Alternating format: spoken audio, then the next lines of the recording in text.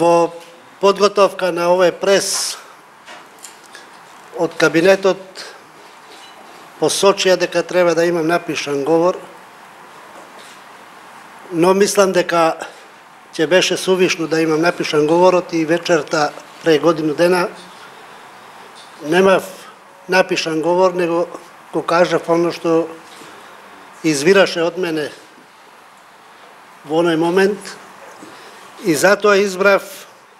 да го кажам тоа што денеска, после годину дена, вистина за волја, значи после годину дена влегувам овде и атмосферата може би е исто на чувство кога се присеќаме на ситуација во која што во еден момент треба да мислиш за живот или смрт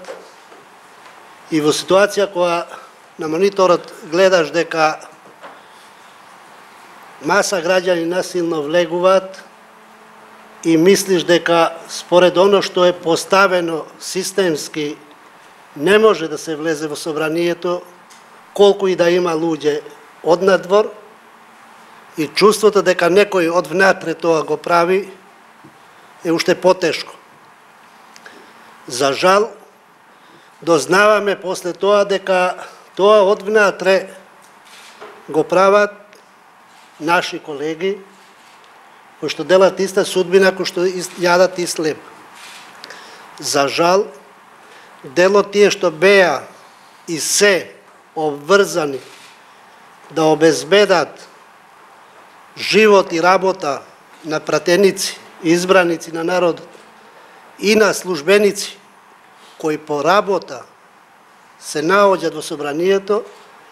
тие не се на ниво на својата задача. Сепак, како председател на собранието, уште тогаш и повторувам после годину дена, јас можам да не им замерам,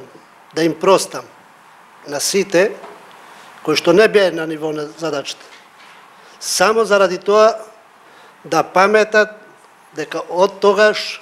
и натаму никогаш и никој да не помисли да го повтори тоа. Барем